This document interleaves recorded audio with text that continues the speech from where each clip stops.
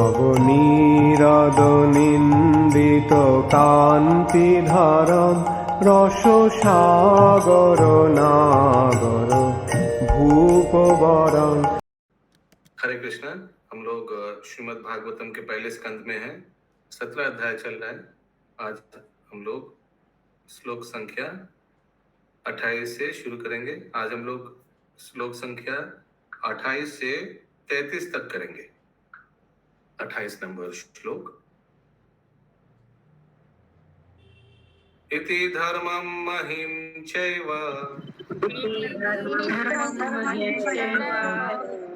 तन्त्वयित्वा महारथ विश्वतम् आददे खड्गम्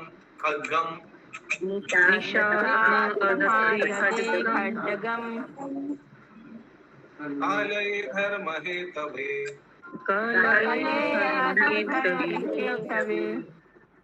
ये सुषमा जसवाल माता जी है।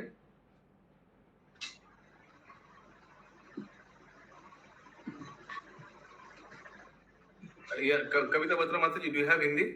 हिंदी है बस।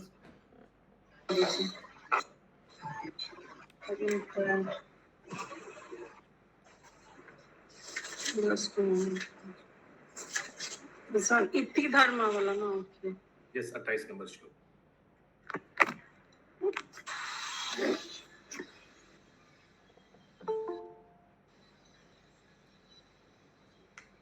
इस प्रकार एक साथ 1000 शत्रुओं से अकेले लड़ सकने वाला महाराज परीक्षित ने धर्म तथा पृथ्वी को सांत्वना दी।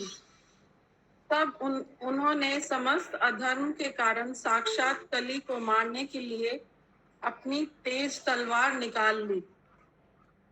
तात्पर्य, जैसा कि ऊपर कहा जा चुका है, साक्षात कली वह है जो जानबूझकर शास्त्रों द्वारा वर्जित समस्त प्रकार के पाप कर्मों को करता है। यह कलियुग निश्चित रूप से कली के समस्त कार्यकलापों से भरा हुआ रहेगा, लेकिन इसका अर्थ यह नहीं है कि समाज के सारे नेता, प्रशासक, विद्वान तथा बुद्धिमान व्यक्ति यह सब ऊपर भगवत कृपा हाथ पर हाथ, भगवत भक्त हाथ पर हाथ धरे बैठे रहेंगे और कलयुग के सारे कार्यों के प्रति निश्चेष्ट हो जाएंगे। वर्षा ऋतु में निश्चित रूप से प्रचुर वर्षा होती है, लेकिन इसका अर्थ यह नहीं है कि लोग वर्षा से बचने के लिए साधन ना अपनाएं। राजा के कार्यकारी अध्यक्षों का तथा अन्य का कर्तव्य है कि वे कली के कार्यकलापों के विरुद्ध या कली द्वारा प्रभावित पुरुषों के विरुद्ध आवश्यक कार्रवाई करें।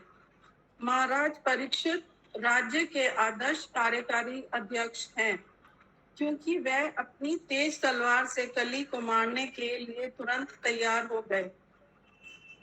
प्रशासकों को चाहिए कि वे केवल भ्रष्टाचार विरोधी प्रस्ताव पारित ना करें, अपितु उन्हें चाहिए कि भ्रष्टाचार फैलने वाले पुरुषों को प्रमाणित शास्त्रों की दृष्टि से पैनी तलवार लेकर मारने के लिए उद्यत रहें। शराब की दुकानों को अनुमति देकर प्रशासक लोग भ्रष्टाचारी गतिविधियों को नहीं रोक सकते। उन्हें चाहिए कि मादक औषधियों तथा शराब की सारी दुकानें अविलंब बंद कर दें और जिन लोगों को नशे की लत हो उन्हें मृत्यु दंड तक देने से ना हिचकें। कली के कार्यकलापों को बंद करने का यही उपाय है, जिसका यहाँ पर महारथी महाराज परीक्षित ने प्रदर्शित किया है। हरे कृष्ण। तुरंत दंडित करना पड़ेगा। कुछ भी कलयुग में गड़बड़ होगा तो जो साधु है उसको क्या कर्तव्य है, जो राजर्षि है उसका क्या कर्तव्य है, तुरंत दंडित करना। लेकिन देखेंगे हम लोग कि कली कितना चतुर है, क्या करेगा अभी कली। किसी का कोई प्रश्न है कहीं? अगला श्लोक। तम जिघांसुम अभिप्रेत्य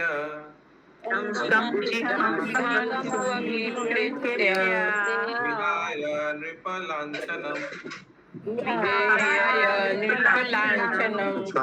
तत्पादमूलं स्थिराश समागताय विबलः। ये सुमना गोरंगी माता जी। जब कली ने समझ लिया कि राजा उसको मार डालना चाह रहा है, तो उसने तुरंत राजा का वेश त्याग दिया और भयभीत होकर अपना सिर झुकाकर पूर्ण रूप से उनके समक्ष आत्मसमर्पण कर दिया। हरे कृष्णा। आज हम लोग सुबह जो पैसेज पढ़ा, कुछ सिमिलर मिल रहा है, सिमिलरिटी।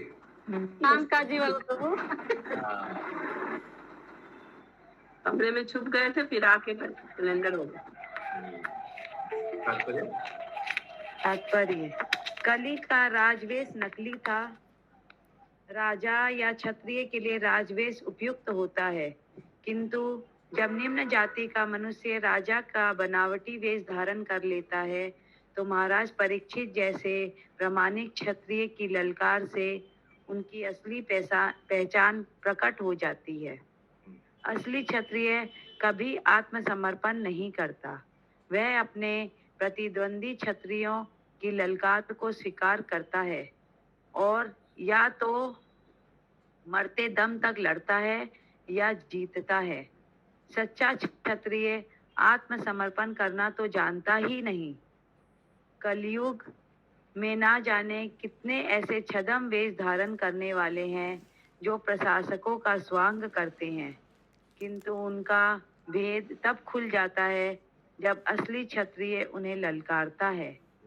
अतएव जब छद्म वेशधारी कली ने देखा कि महाराज परीक्षित से युद्ध करना उनके बूते के बाहर है, तो उसने अधीनस्थ के समान अपना सिर झुका दिया और अपना राजवेश उतार दिया। हरे कृष्णा। देखिए, ये नकली क्षत्रिय है, नकली क्षत्रिय, इसीलिए ड्रेस पहन लिया क्षत्रिय का। लेकिन कितना बुद्धिमान है, तुरंत जब देखा कि नहीं हो पाएगा तुरंत। सुबह भी ऐसे हम लोग देखा। इसे बुद्धिमानता कहेंगे या शूटनेस कहेंगे? उनके तरफ से बुद्धिमानता, फ्रॉम हिज एंगल। अच्छा। प्रभु जी, ऑपोजिट पार्टी स्ट्रांग अगर देखा जाए तो ये तो कायरता है। फर्स्ट ऑफ ऑल, इन लोग जो डिफेंड करता है, इन लोग they are defending a wrong cause, है ना? या यस कविता माता जी। प्रभु जी बोला था ऑपोजिट पार्टी स्ट्रांग हो तो भी तो हो सकता है ऐसे। यस। अगला श्लोक। कृष्ण प्रभु जी। यस माता जी। जैसे अभी के ब्राह्मण लोग हो गए हैं, शादी में श्राद्ध का और श्राद्ध में शादी का मंत्र पढ़ते हैं। यस। तो वैसे ही क्या करेंगे? ये यमन लोग भी ऐसे ही करता है। जो देश में जहाँ इन लोग का चलता नहीं, वहाँ एकदम चुपचाप हम्बल जैसा एकदम। और जहाँ मौका मिला, सेकुलर वर्ड मिला, वहाँ तो एकदम उद्दंड से एकदम उत्पात शुरू करेगा। जब शासक करा हो जाएगा, तुरंत ऐसे ही कली जैसे चुपचाप, जैसे योगी जी हैं, माथा मस्तक हो जाएगा।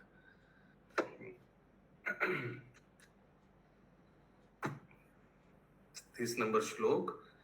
पतितां पादयोर्वीरः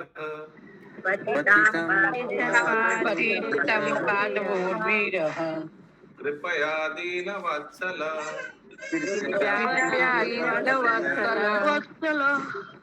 शरण्यो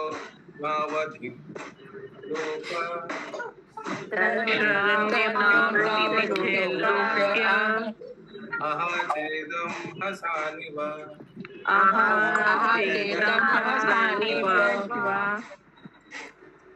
माता जी। शरणागत के रक्षक तथा इतिहास में प्रशंसनीय महाराज परीक्षित ने उस दीन शरणागत तथा पतित कली को मारा नहीं, अपितु वे दया पूर्वक हंसने लगे, क्योंकि वे दीन वत्सल जो हैं। for he was kind to poor. क्योंकि ये तो एकदम क्षत्रिय धर्म का एकदम 100% नियम है कि कोई सरेंडर किया तो आप तलवार नहीं चला सकते, नहीं चला सकते, नहीं चला सकते, चाहे आपको पता हो कि वो सामने वाला श्रूड हो। तात्पर्य, जब तक सामान्य क्षत्रिय भी शरणागत व्यक्ति को नहीं मारता तो महाराज परीक्षित के लिए क्या कहा जाए, जो स्वभाव से दयालु तथा गरीबों पर सदैव हैं। वे हंस रहे थे क्योंकि छद्म वेशधारी कली ने निम्न जाति के व्यक्ति के रूप में अपनी पहचान प्रकट कर दी थी, और वे सोच रहे थे कि यह कितनी विडंबना है कि जिस पैनी तलवार से वे जिस किसी का वध कर देते थे, उससे यह दीन निम्न जाति वाला कली सामयिक आत्मसमर्पण के कारण बचा जा रहा है। इसलिए इतिहास में महाराज परीक्षित के यश तथा सदयता का गुणगान किया जाता है। वे सदैव कृपालु सम्राट थे और अपने शत्रु को भी शरण में लेने वाले थे। इस तरह दैवी इच्छा से कली बच गया। हरे कृष्ण। कृष्ण प्रभु, दैवी इच्छा से मतलब प्रभु इस प्रकार दैवी इच्छा से कली बच गया। भगवत इच्छा, विल ऑफ प्रोविडेंस इंग्लिश में बोलता है प्रभुपाद। 31 नंबर श्लोक। राजोवाच नाते गुदकेश यशोधराणां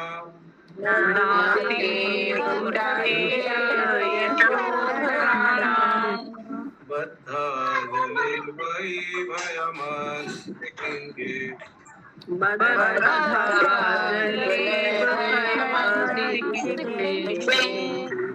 नावर्तिताभ्यां भवतः कथञ्चन अचन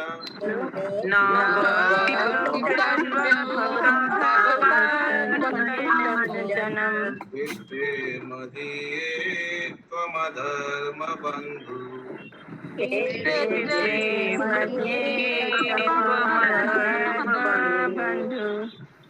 शुभंकरी दादा माता जी।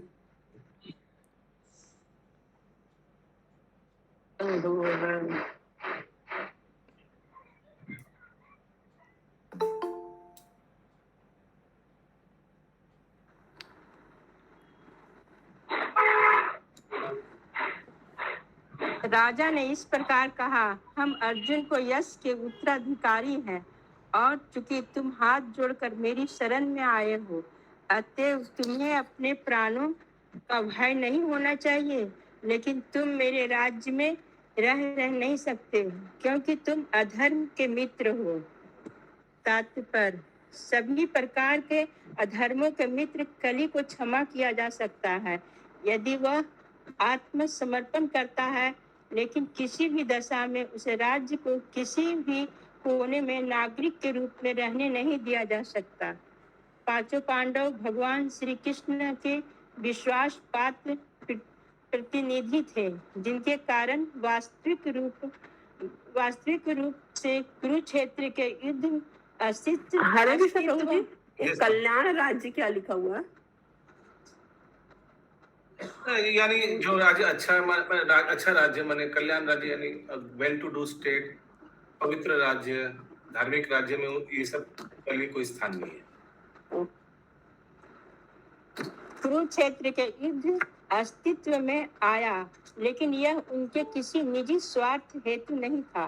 वे चाहते थे कि संसार में महाराज युधिष्ठिर तथा उनके वंशज महाराज परीक्षित जैसा आदर्श राजा राज करें। अतएव महाराज परीक्षित जैसे उत्तरदायी राजा अपने राज्य में अधर्म के मित्र को पांडव की कीर्ति को मूल्य चुकाकर फूलने फलने की अनुमति नहीं दे सकते थे। राजा भ्रष्टाचार उन्मूलन करने का यही एकमात्र उपाय है, अन्य कोई उपाय नहीं है। अधर्म के मित्र को देश से निकाल दिया जाना चाहिए, इससे राज्य भ्रष्टाचार से बच सकेगा। हरे कृष्ण। पांडव भी कौरव के साथ युद्ध किया था, यद्यपि but not for personal reasons actually, क्योंकि अधर्म को कभी रूलिंग करना नहीं देना चाहिए, उसीलिए कौरव को हटाकर अपने कमिंग जनरेशन को पांडव ने एस्टेब्लिश किया राज्य करने के लिए, अयोग्य व्यक्ति को हटा दिया। उसी लिखा है the Pandavas were interested representative of the personality of godhead. Pandava जो था, भगवान जो बताते हैं ना कि धर्म संस्थापनार्थाय, तो भगवान ने धर्म संस्थापनार्थाय पांडव के द्वारा किया। कौरव हटा दिया, पांडव को एस्टेब्लिश किया। हालांकि तुरंत पांडव उत्तर की ओर प्रस्थान कर लिया, लेकिन पांडव के वंशज तो एस्टेब्लिश हो गया ना। किसी का कोई प्रश्न है? अगला श्लोक। त्वं वर्तमानं नरदेव देश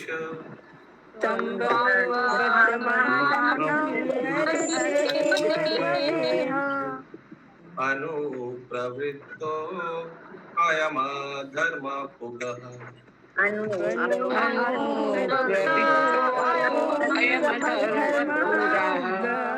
लोभोऽन्वितं चौर्यम् अनर्यम् अम्भो।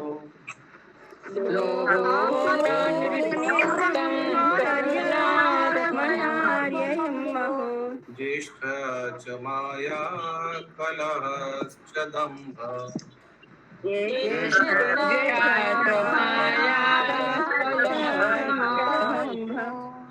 चंदा माता जी, चंदा माता जी पढ़िए। कृष्णा माता प्रभु जी हमें बोल रहे हैं क्या? हाँ पढ़िए माता जी। हरे कृष्णा प्रभु जी। यदि कली रूपी अधर्म को नरदेव अर्थात किसी कार्यकारी प्रशासक के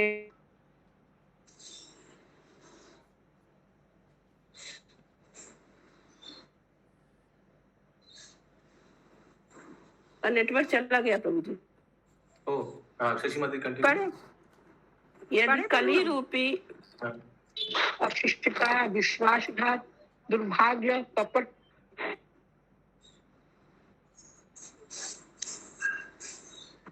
कंटिन्यू करें प्रभु जी। आप पहले से स्टार्ट कीजिए। यदि कली रूपी अधर्म को नर देवता अर्थात किसी कार्यकारी प्रशासक के रूप में कर्म करने दिया जाता है, तो वह निश्चय ही लोभ, असत्य, डकैती, अशिष्टता, विश्वासघात, दुर्भाग्य, कपट, कलह तथा दंभ जैसे अधर्म का बोलबाला हो जाएगा। और एक बार,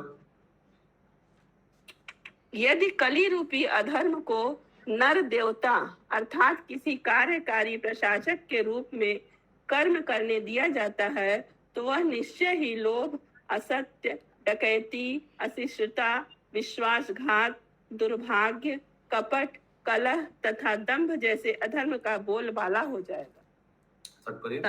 तात्पर्य, किसी भी मत के अनुयायी गण धर्म के सिद्धांतों जैसे तप, स्वच्छता, दया तथा सत्य का पालन कर सकते हैं।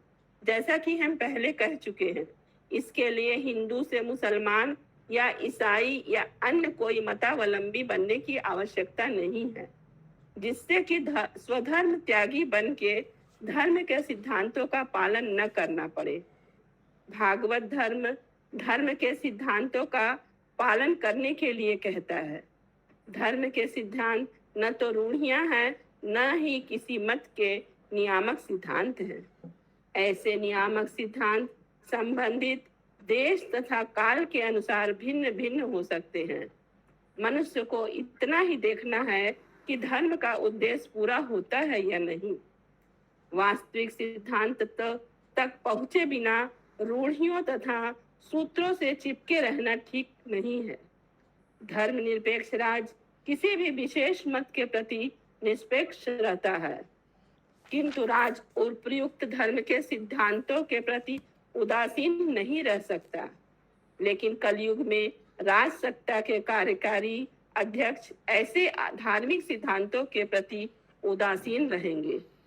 अतः उनके संरक्षण में धार्मिक सिद्धांतों के विरोधी यथा लालच, असत्य, छल तथा चोरी स्वाभाविक रूप से पनपेंगे और ऐसे में राज्य में भ्रष्टाचार रोकने के लिए विज्ञापनबाजी के हो हल्ले का कोई अर्थ नहीं होगा।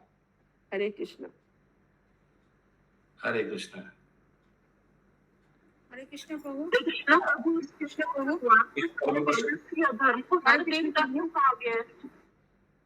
एक सेकंड, करवी माता जी।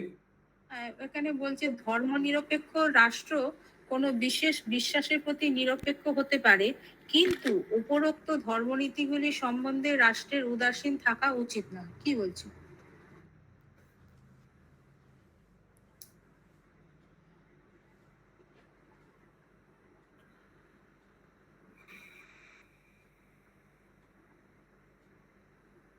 State cannot be indifferent to the principles of religion as above mentioned. একটা উদাহরণ দিলে ভালো হতো।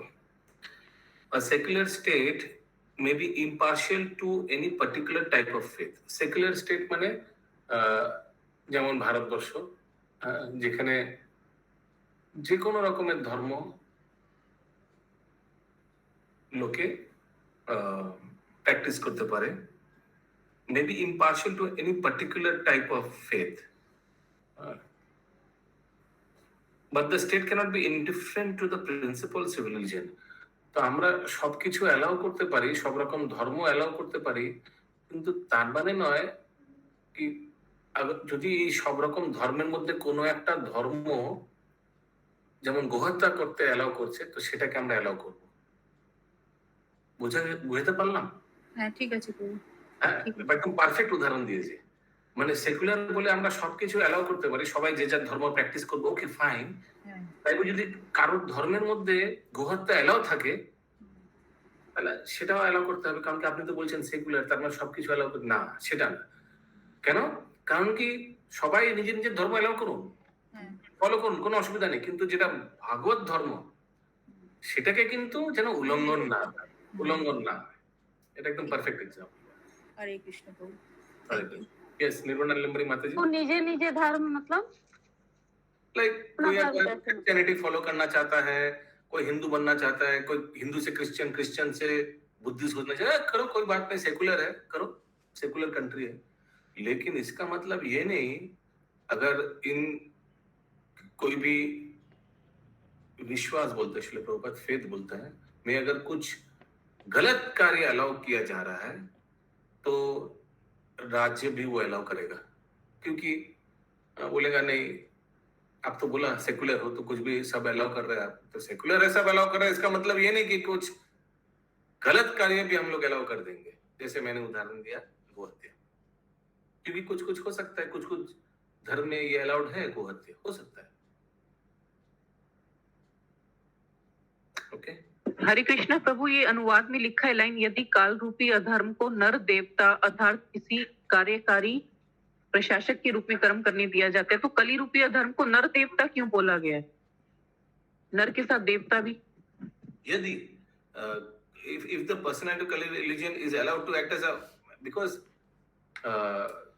कभी कभी शूद्र लोग, अयोग्य व्यक्ति भी तो प्रशासन माने राज्य चलाने का भार मिल जाता है ना, तो क्या होता है, तो ये सब फैलता है जो जो दिया हुआ है अनुवाद में।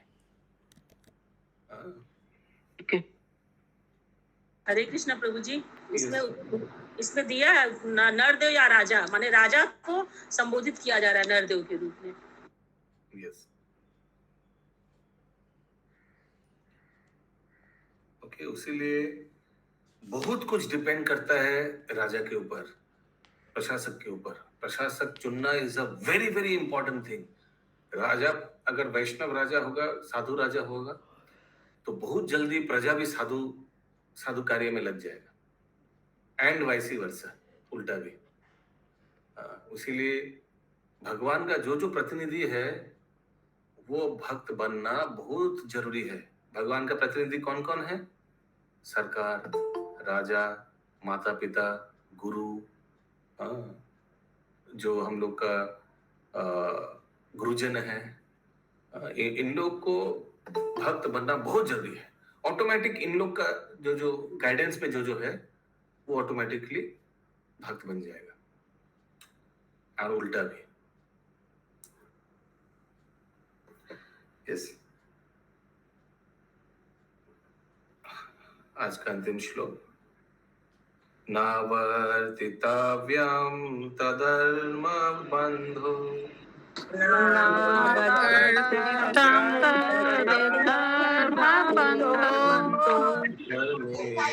धर्मेण च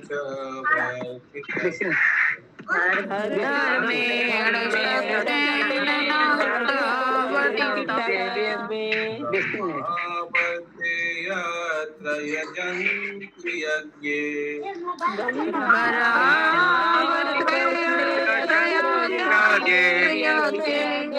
यदीश्वरं याजमिता न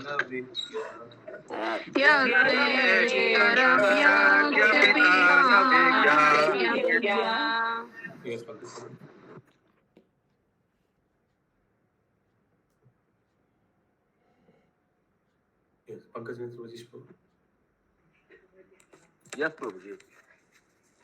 अतएव हे अधर्म के मित्र, तुम ऐसे स्थान में रहने के योग्य नहीं हो जहाँ पर बड़े बड़े पंडित पूर्ण पुरुषोत्तम भगवान को प्रसन्न करने के लिए सत्य तथा धार्मिक नियमों के अनुसार यज्ञ करते हैं।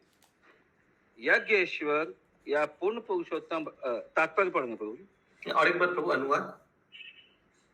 अतएव हे अधर्म के मित्र, अधर्म के मित्र, कितना सुंदर संबोधन किया जा रहा है। यस, तुम ऐसे स्थान में रहने के योग्य नहीं हो जहाँ पर बड़े बड़े पंडित पूर्ण पुरुषोत्तम भगवान को प्रसन्न करने के लिए सत्य तथा धार्मिक नियमों के अनुसार यज्ञ करते हैं। तात्पर्य, यज्ञेश्वर या पूर्ण पुरुषोत्तम भगवान समस्त प्रकार के याज्ञिक अनुष्ठानों के भोक्ता है। ऐसे यज्ञ अनुष्ठान विभिन्न युगों के लिए शास्त्रों में भिन्न भिन्न रूप से बताए गए हैं। दूसरे शब्दों में, यज्ञ का अर्थ है भगवान की श्रेष्ठता का स्वीकार करना और इसके लिए ऐसे कर्म करना जिनसे भगवान सभी प्रकार से संतुष्ट हों। नास्तिक लोग, यज्ञ का मतलब ये नहीं लिखा है कि हवन, वो आग जलाकर यज्ञ करना नहीं। यज्ञ का मतलब भगवान को संतुष्ट करना। अलग अलग मेथड है, जैसे हम लोग कलयुग में संकीर्तन यज्ञ करते हैं। आगे, नास्तिक लोग ईश्वर के अस्तित्व में विश्वास नहीं करते और वे भगवान को प्रसन्न करने के लिए कोई यज्ञ नहीं करते। कोई भी स्थान या देश जहाँ भगवान की श्रेष्ठता स्वीकार की जाए तथा यज्ञ संपन्न होता हो, वह ब्रह्मावर्त कहलाता है। विश्व के विभिन्न भागों में भिन्न भिन्न देश हैं और इनमें से प्रत्येक देश में परमेश्वर को प्रसन्न करने के लिए विभिन्न प्रकार के यज्ञ हो सकते हैं, लेकिन उन्हें प्रसन्न करने का मुख्य उद्देश्य भागवत में दिया गया है और यह है सत्य। धर्म का मूल सिद्धांत सत्य है और सभी धर्मों का चरम लक्ष्य भगवान को प्रसन्न करना है। इस कलयुग में यज्ञ का सबसे महान सामान्य सूत्र संकीर्तन यज्ञ है। यह मत उन पंडितों का है जो यज्ञ विधि का प्रचार करना जानते हैं। भगवान चैतन्य ने यज्ञ की इस विधि का प्रचार किया और इस श्लोक से यह जाना जा सकता है कि संकीर्तन यज्ञ को कहीं भी कली को भगाने के लिए तथा मानव समाज को कली के प्रभाव का शिकार बनने से बचाने के लिए संपन्न किया जा सकता है। Hare Krishna. The basic principles of religion is truthfulness। वो लाइन पढ़िए प्रभु फिर से एक बार, पंकज प्रभु। सत्यता।